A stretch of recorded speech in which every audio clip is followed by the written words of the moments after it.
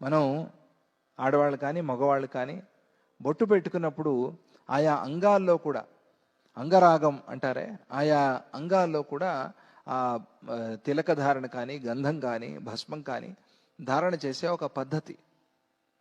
ఎందుకు అంటే సమస్త శరీరంలో కూడా ఇంద్రియ స్వరూపంగా దేవతలే ఉన్నారు. ఆయా దేవతల్ని ఆయా ఇంద్రియాలు బాగుండటానికి, ఇప్పుడు కన్ను ఏదైనా సమస్య వచ్చింది, సూర్యారాధన చేస్తే కన్ను బాగుంటుంది. పొట్టలో ఏదైనా సమస్య వచ్చింది, వరుణదేవుడికి ఒకసారి కోపం వచ్చి హరిశ్చంద్రుడిని నీకు ఉదర బాధ వస్తుంది అని శపించాడు. వరుణదేవుడికి సంబంధించింది, ఒక కుంభంలాగా ఉంటుంది కదా, వరుణుడు అంటే నీళ్లు కదా, ఆ ఉదరానికి సంబంధించిన ఏమైనా రోగాలు వస్తే వరుణదేవుడిని ప్రార్థన చేసుకోవడం, ఇట్లా ఒక క్రమం, ఒక పద్ధతి ఉంది. ఎందుకంటే ఇంద్రియాలన్నీ కూడా దేవతలే. ఇటువంటి దేవతలు, ఇంద్రియ స్వరూపంగా ఉండేటువంటి దేవతలు, లేదా ఇంద్రియాలు అనబడేటువంటి ఈ దేవతలు ఆ భగవంతుడిని తెలుసుకోలేకపోయాయి. అయిన దేవ ఆప్నువన్ పూర్వమర్షత్, ఆ పరమాత్మని అందుకోలేకపోయాయి అని చెప్పి, అలాగే త్వచే స్వాహ లోమభ్య స్వాహ, ఇటువంటి మాటలు కూడా మనకు కనిపిస్తూ ఉన్నాయి. అంటే త్వక్ నా చర్మానికి స్వాహ, లోమభ్య ఈ చర్మం మీద, ఈ శరీరం మీద ఉండేటువంటి వెంట్రుకలు, వీటికి స్వాహ అనే మంత్రాలన్నీ ఉన్నాయి వేదంలో. ఇదేమిటిది విచిత్రం? లేదు వెంట్రుకలతో హోమం చేయాలని కాదు, ఆ వెంట్రుకల్ని ఎవరైతే కాపాడుతూ ఉన్నారో దేవుడు, ఆ భగవంతుడికి స్వాహ అని అర్పణ చేస్తున్నాము. ఈ శరీరాన్ని ఎవరైతే పోషిస్తూ ఆయా అంగాల్లో ఆయా దేవతలు ఉన్నారో వారి కోసం స్వాహ అని నేరుగా అక్కడ అర్థం అది. అందుకనే దేవతలకు అందరికీ నమస్కారం. నువ్వు ఒక తిరుగాడే దేవాలయం నాయన, దేహో దేవాలయ ప్రోక్త జీవో దేవ సనాతన, తిరుగాడే దేవాలయం నువ్వు దండం పెట్టుకోలేవు కాబట్టి నీ శరీరం నీకు అంత బాగా అనిపించదు, కాబట్టి నువ్వు బయట ఆ దేవుళ్ళని పెట్టి పూజిస్తున్నావు. ఇక్కడే ఉన్నారు దేవతలంతా, ఇక్కడే ఉన్నారు. ఈ దేవతలందరూ కూడా బయట అన్ని దేవతామూర్తులకి, ఇదేంటండి హిందూ మతంలో ఇంతమంది దేవతలు అంటే అన్నన్ని పోర్ట్ఫోలియోలు ఉన్నాయి కదా, మరి అన్నన్ని పనులు ఉన్నాయి, అన్నన్ని క్రియలు కర్మలు ఉన్నాయి, అవన్నీ చేస్తూ ఉండే దేవతలు ఉన్నారు. కాబట్టి ఆయా దేవతల్ని ఆయా స్థానాల్లో పెట్టి మనం పూజ చేస్తున్నాం. అలాగే శరీరం కూడా అంతే. ఇలా వేదంలో త్వచే స్వాహ లోమభ్య స్వాహ అనే ఇంద్రియాల్ని దేవతలుగా కీర్తించడం వల్ల ఆ దేహం మరియు దేహం లోపల ఉండేటువంటి ఆధ్యాత్మిక పదార్థాలన్నిటికీ దైవత్వం ప్రాప్తించినట్టు అయింది. దేవుడు కాదు అని అన్నారు మీరు, దేహంలో ఉండేటువంటి ఇంద్రియాలు అవి దేవతలైపోయాయి ఇప్పుడు కదా. మరి ఈయన చెప్పే క్రమంలో వాటిని కూడా నిషేధించాలి కదా పరమేశ్వరుడు. దేవతార్చన అంటే ఏమిటి అంటే, నువ్వు ఇంకా శరీరానికే పూజలు చేసుకుంటూ ఉంటావేమో, నేను తినటమే నైవేద్యం అనుకుంటూ ఎప్పుడు తింటూ ఉంటే, నేను పడుకోవటమే సమాధి అని ఎప్పుడు పడుకుని ఉంటే కొంప మునిగిపోదా కదా. అలా చేయటానికి వీల్లేదుగా. ఇప్పుడు దేహమే దేవాలయం, సరే ఎప్పుడు దేవాలయం కదా దీనికే పూజలు చేసుకుంటూ ఉంటే అలా కూడా కుదరదుగా. అలా అవుతుందా? అలా ఎక్కడ ప్రాక్టికల్ కాదు కదా అది. అందువల్ల ఇది కూడా దీనికి దేహత్వం అనేది ప్రాప్తించినట్టు అవుతుంది. కనుక అవే దేవతలు అనే సందేహాన్ని తొలగించడం కోసం కూడా పరమేశ్వరుడు ఇప్పుడు చెప్తున్నాడు. సరేనండి, ఇవన్నీ ఓకే, బాగానే ఉంది, కానీ శరీరాలు ఉన్నాయి కదా, ఈ శరీరాలనే మేము దేవుళ్ళగా పూజిస్తాము అంటే దాన్ని కూడా నిషేధిస్తూ ఆ పరమేశ్వరుడు చెప్తున్నాడు. న దేవో దేహ రూపోహి న దేవ చిత్తరూపధృక్. ఓ వశిష్ఠ, ఈ దేహము దేవుడు కాదు, దేవాలయం అంతవరకే, ఈ దేహం దేవుడు కాదు కదా, వదిలేసి వెళ్ళిపోతుంది ఇది. కాబట్టి ఈ దేహం దేవుడు కాదు, అట్లా అనుకోవద్దు. చిత్తరూపాన్ని ధరించిన మిగతా ఆధ్యాత్మిక పదార్థాలు కూడా, ఇంద్రియాలు కూడా దేవతలు కారు. చిత్త మనస్సు అవి కూడా ఆధ్యాత్మిక పదార్థాలు, శరీరం లోపల ఉండేటువంటివి, ఇవి కూడా దేవతలు అనటానికి వీల్లేదు. ఆది భౌతికాలు కావు, ఆధ్యాత్మికాలు కావు, ఆది దైవికాలు కావు. ఇవేవి కూడా దేవతలు అని చెప్పడానికి వీల్లేదు అని అన్నిటినీ కూడా నిషేధించి, నదేవ కమలారూపి నాపి దేవో భవేన్మతి అకృత్రిమ అనాద్యంతం దేవనం దేవ ఉచ్యతే. ఏది కాదో చెప్పి ఏది అవునో కూడా చెప్పాలి కదా. ఇది కాదు, ఇది మంచిది కాదు, మంచిదేదో కూడా చెప్పాలిగా.